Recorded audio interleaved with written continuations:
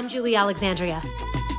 And I'm Jennifer Mercedes. Between the two of us, we have over 2 decades of experience working in professional sports. We're telling the stories of women who are at the top of their game in sports and business. Welcome to the Locker Room.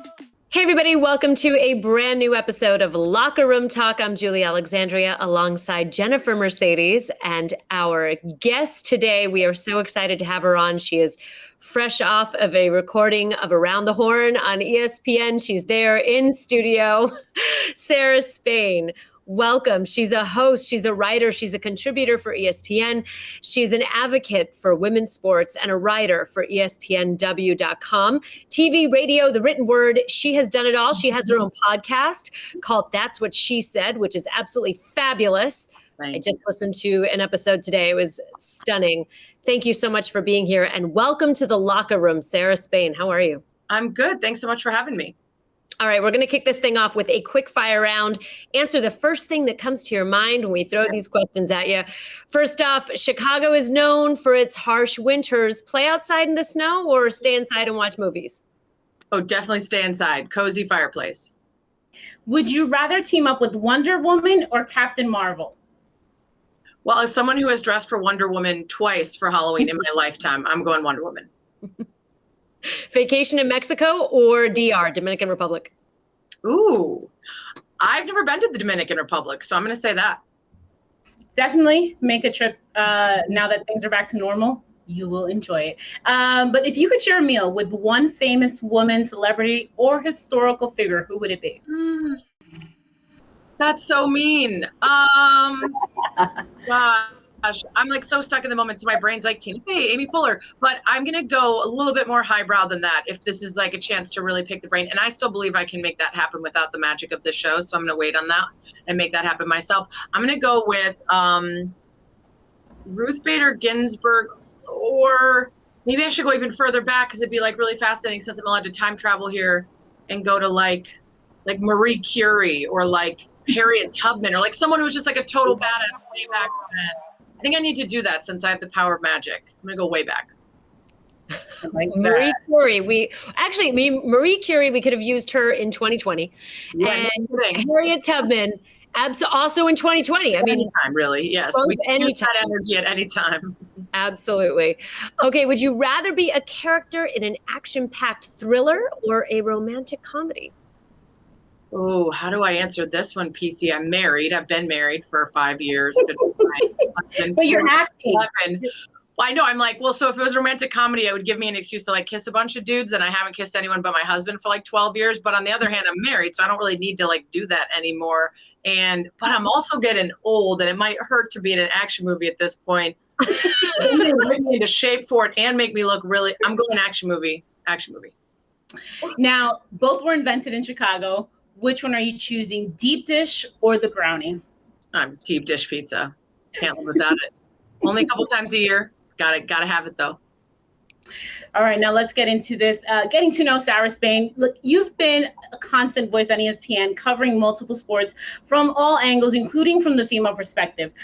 Was that something that you came organically with since you were an athlete yourself? Yeah, I mean, there's certainly. I bring that to the table, and it's who I've always been. I was an athlete for my whole life. And so that's something that is going to kind of be a through line, regardless of the conversation, is what I bring to the table from my own experiences. But I do think that like over the course of my career, it's been easier now that I have a little bit more agency and I've been in the industry for a while to push for more conversations about women's issues or women's sports. Early on, you really are trying not to stand out if you're the only woman in a whole staff of people, or if you're one of the few women in a room. You want to do the work, you want to do it well, and you want to have an opinion, but you also don't want to like stand out too much. You just want to be good at what you do. And I think you earn the ability then to kind of demand and ask for equality of treatment and better conversations and more well-rounded approaches to coverage once you've been in it for a bit. Yeah, that's such a good point. Once you've been in it for a bit, because when you're first coming up, you don't want to ruffle any feathers as a female in this industry, because I think all of us at a certain point have wanted to speak up about certain issues. And I'm not just talking about any possible mistreatment sometimes that is the case, unfortunately, but for any issue. And we're so afraid because there are so few of these jobs that if we lose them, what will happen next? How do you feel that your voice has changed, has grown as you've come into your own?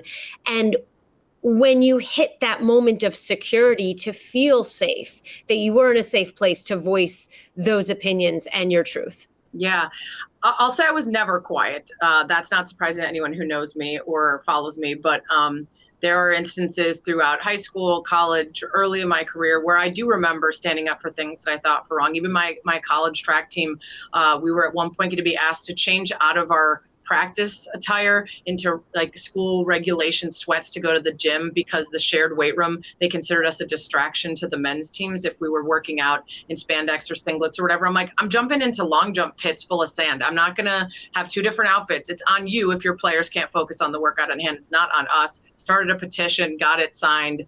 That was the end of that conversation. So there's never been a moment where I haven't been standing up for things. But to your point, it did take a little longer for me to feel a little more bulletproof in terms of going to the higher ups and asking for topics that I wanted to cover, or feeling like I had more power behind me. When I first started out at ESPN 1000 Radio, I was the first woman that they'd had on the air in a regular position in 11 years. And so I started out really just trying to not stand out in bad ways. I wanted to be the girl that everyone wanted to grab a beer and talk sports with. But it didn't take long for me to be there to think to myself, okay, I can just do this job and be liked, or I can do this job and make sure I'm changing the way things are done here so that the next woman that comes along has a better experience. And so that meant going in and turning my mic on, even when it wasn't my segment, and being like, okay, guys, throw like a girl. Really, what is this? Like 1975, can we have a better, and making sure that I stood up for women when there were no women hosts. I was doing update, during the break. So it was pretty early on that I realized that there was a pivot point, which was, do I want to do this and get as famous and rich and popular as possible and not rock the boat? Or do I want to do this in a way that feels much more meaningful to me than just talking about sports, which I love, but I would not feel validated by spending my life talking X's and O's and who has the best batting average, unless I also was taking that opportunity to uplift female athletes, female media members and such. So I would say the last couple of years, though, finally, I've been at ESPN for 11 years, which is crazy because I'm only 21. But no, it's wild that I've been there for so long. And now I do feel like I can go into the president of ESPN's office and feel completely comfortable being myself, saying it how it is, and feel like I have a voice and the experience to bring to the table that they should listen to. And that matters. Okay. And let me just ask you really quick, because this is a question that pertains to ESPN, because a lot of times we hear in the news, bloodbath, ESPN, they just fired a bunch of people. Are you saying that you still feel comfortable doing that, knowing that ESPN has been literally in the news the past few years? I think you have to understand all of the things that are going on in the space of media to understand why layoffs happen, right? And that's the ending of people having these like massive cable packages, deciding to do a lot of things a la carte. And by virtue of that, that means tons of households that were paying for ESPN that don't then choose to purchase the ESPN, Hulu, Disney Plus package aren't going to be paying for it anymore. Those changes in the media landscape require pivots. And as those pivots are happening and the new resources and new revenue is coming in, they have to make cuts. It sucks. It's very publicized when it's somewhere like ESPN, especially because we are the lead dog. We are the worldwide leader. And if you are there are always going to be people gunning for you, even if it comes in the gross way of celebrating people losing their gigs. It's a very strange sort of media landscape when you have a clear lead like ESPN has for pretty much its entire existence. But yeah, that being said, of course I'm aware that this is a very difficult time in media, across all media, not just at ESPN. Those same layoffs are happening at other companies. It's just not as publicized because it's not, the big shiny ESPN. And so I do worry about it, but I also understand that I have enough confidence in my abilities that if I'm not here anymore, I can go a ton of other places and make a difference there. And you may not understand or know really how important your voice has been, especially on social media, touching on different issues that go on in the world. Because for me, you've been one of those people that I've looked at and said, well, Sarah Spain is talking about X, Y, and Z, and she works for ESPN. then I shouldn't be afraid to speak up and speak out on certain issues that I believe in and that I believe I should, speak up for. So thank you for doing that, because it does empower us to see women who are more successful or at a higher level in their career do those things, because then it gives us kind of a little bit of freedom, right? And just to say, I can do that. I can do that too. So thank you for that. Yeah. Oh no, you're welcome. But we're interested in shows that are hosted by women for women. You've had the opportunity to host alongside incredible women in the industry. How has that formed your point of view? Oh, I mean, it's been fantastic. I will say, so ESPNW launched like 11 years ago now in 2010. And up to that point, I'd worked at Fox Sports Net out in LA, which was a precursor to FS1. It was the regional networks. And I'd worked at a startup company in Chicago, ESPN 1000 local radio. All the places that I had worked in sports had been almost all men, couple women. And so to get hired on to contribute to ESPNW in its nascent years, and to get into a meeting and it's 35 women, and a ton of former athletes like me, super passionate, talking smack with me about my teams versus theirs, and like realizing that there were so many of us out there, and it just changed my perspective. And I will say it, and I've had enough experiences in this business now to say that this is just my anecdotal personal experience, but it's based on a pretty big sample size, that working with large groups of women, the focus is best idea wins. It's everybody shows up, everybody gives their opinions and ideas, and in the end, you come together, best idea wins, and you move forward, everybody full force to whatever that idea is. And I don't always think that's the case in rooms full of men. I think there's a lot of pencil measuring, ruler measuring, shoe measuring, glove measuring, whatever you want to say that isn't the actual word. And that feeling of power or needing to be in control or needing to be right sometimes gets in the way of doing the best work. And so while I do have great experiences somewhere like Around the Horn that is hosted by a man, producer, associate producer are men, and they're fantastic and always open to ideas. I do think in general, a lot of times when I've worked in spaces with powerful women, the highest levels of women, they still show up and they roll up their sleeves and they're like, let's all work together and be collaborative to make the best thing. And I don't know, you look at the pandemic, look at the countries that handle it the best, the ones that were run by women got bleep done. Thank you, New Zealand. Yeah. Always thank you, New Zealand. For Yeah. for a lot of things. They're the best. And Also, I love yeah, and for making feminine care products for free. Yes. And also for having the best tacos I've had in my life in New Zealand. Yes, I know. Don't at me.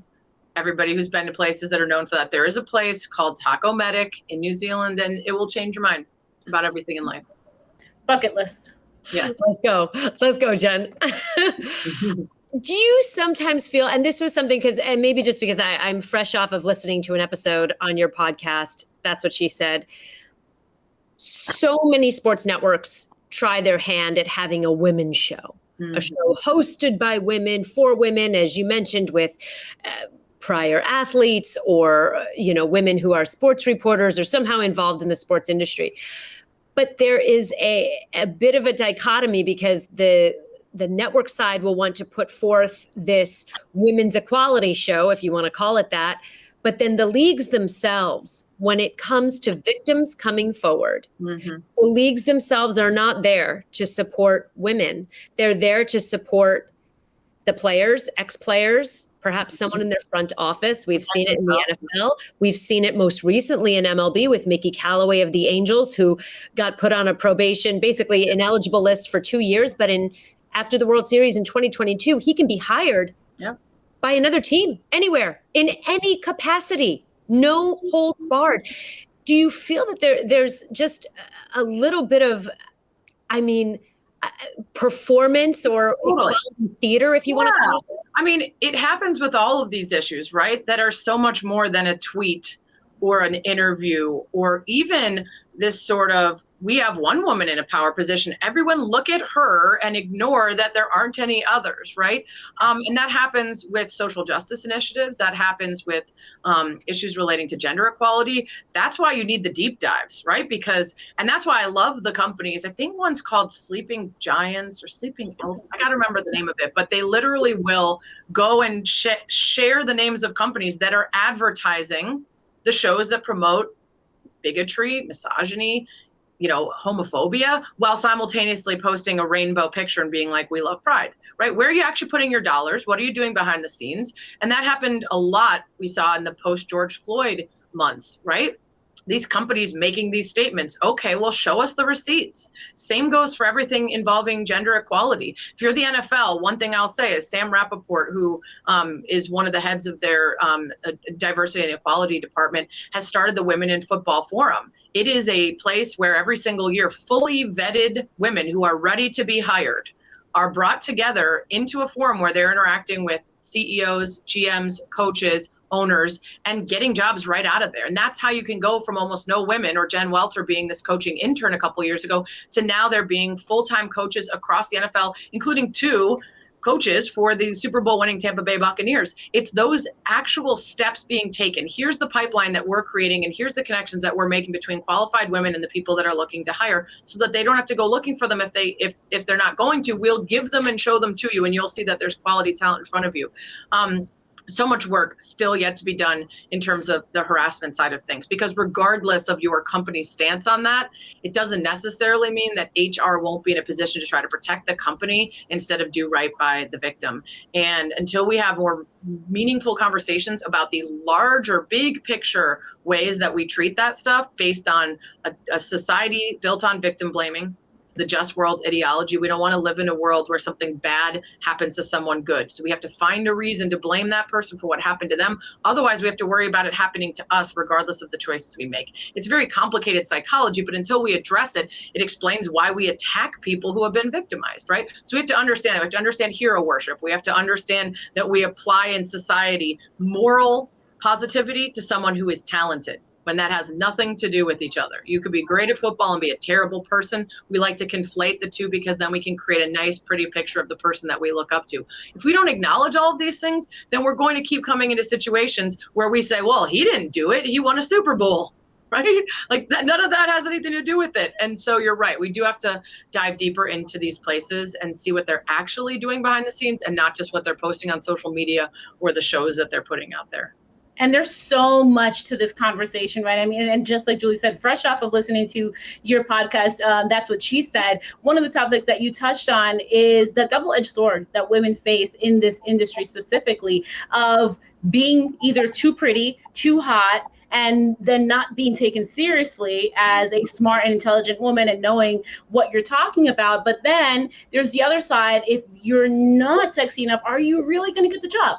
If you're not pretty, if you're not, ideally what people want to see on television in front of the camera, are you going to get the job? And it's like this double-edged sword that I know, especially a lot of young women in the industry struggle with. Do you think that we are making strides with that? Or are we still in the same place? I think we're definitely making strides in that there are more women in more positions across all spaces in media. And when that's the case, that just means that it is less of an abnormality. And also we're acknowledging these things and bringing them to the forefront and criticizing them, which means that the people in hiring positions and in charge are at least made aware of their biases and then have a choice to be proactive and intentional about their hiring, instead of falling into the same traps, which is like, well, she looks hot to me, right? That's not to say that it isn't still a massive barrier for women in this industry, both cases, right? Where people want to put you in a box where if you're too pretty, you can't be smart or accomplished, or the opposite, where you can be really accomplished and not be able to get jobs because you don't fit that look.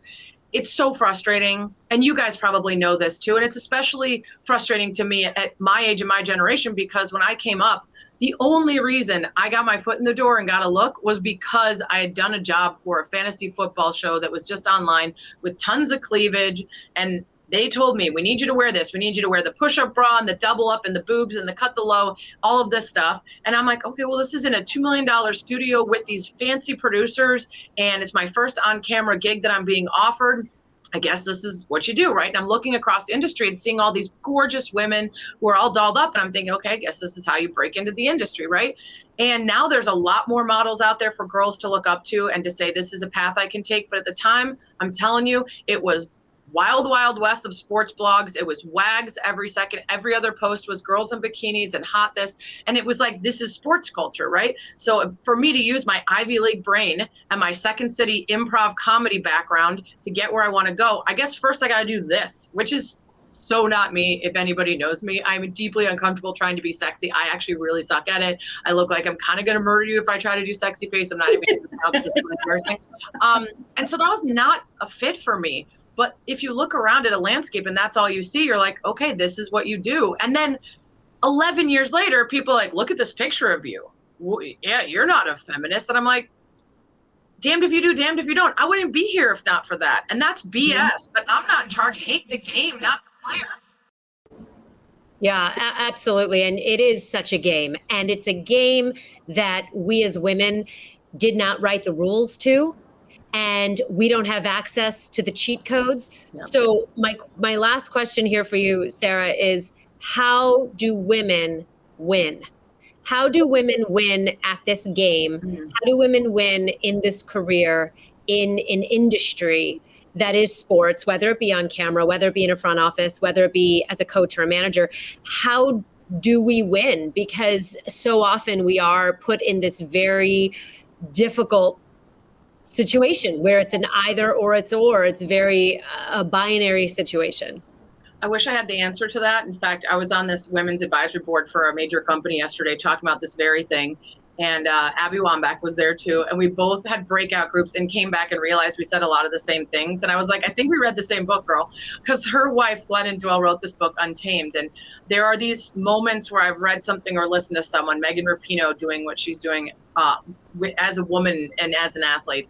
Glennon Doyle's book, Untamed. There's moments where I'm looking at this bold stance and this new way of looking at things and realizing that we're not fighting all of the little microaggressions so much as we're fighting the larger idea of, in a patriarchal world, in a society and a civilization that's existed for its entire history as one that's dominated and dictated by men, many people hate women. The overarching feeling towards women in the world is one of hatred and that you are less than, maybe even less than human, not deserving of the ability to take care of your own body, to make your own decisions about your life, to pursue any career that you want, to be in the spaces that you choose. All of these things are the hovering over of all the little smaller issues that we have to deal with. So I can't fix that. I mean, that's going to take a lot more work. But I do think we have to acknowledge just how deeply rooted that misogyny is in all the decision making and all the choices that people make.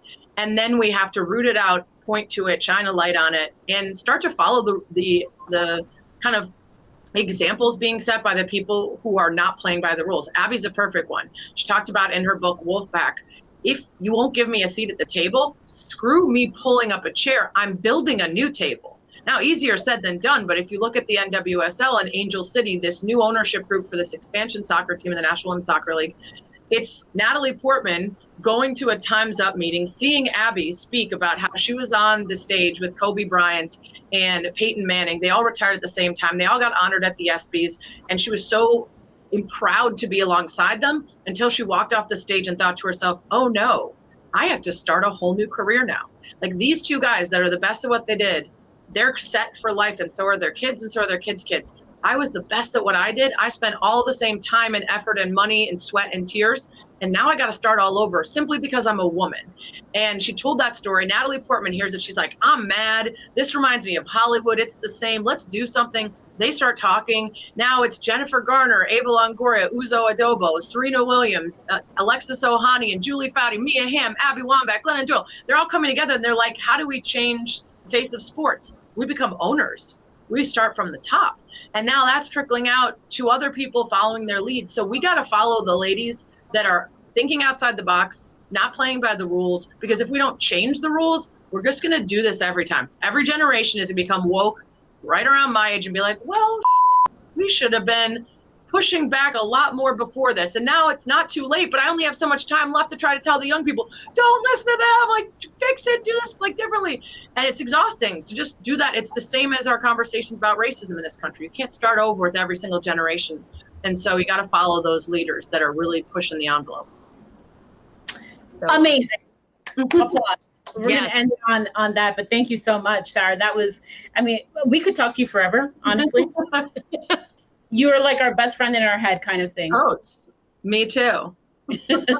Literally, I was like listening to your podcast and I'm like, she gets us, Jen. Like she's in there. And it is a bit of a, and I use the word sorority in the kindest way possible, but it is a bit of a sorority of women who have been through it, especially all of us that kind of pretty much for the most part came up around the same time and who had to deal with a lot and who have also seen the waves of change because so much change has happened and I can only hope for more. And as you mentioned, Sarah, to have women in leadership positions, in ownership positions, I truly agree with you that just might be the key. Yep. Well, thank you so much. Where can people find you and follow you and see what you're up to? Spain and Fitz radio every night on ESPN National Radio, 7 to 9 p.m. Eastern. That's What She Said pod. New one drops every Tuesday. Around the Horn, usually twice a week. HQ every once in a while. Writing for ESPNW.com. SarahSpain.com is my website. And you can find me at most of the home Chicago Red Stars games because I did follow in the lead of those ladies and I became a co-owner of the team. So come hang out with me and come to a game. Fabulous. And they're putting together a pretty great season. Yeah. Awesome. Well, thank you so much, Sarah. We appreciate your time for being here. Thanks for having me. So media and content is like the backbone of when I think about growing and building our fan base, because as we all know, you wake up every day with choices. You know, what's on my Instagram feed? What's someone tweeting out? So we have to meet this population, whether it's Gen Z, millennials, kind of a multi-generational fan base where they're consuming content.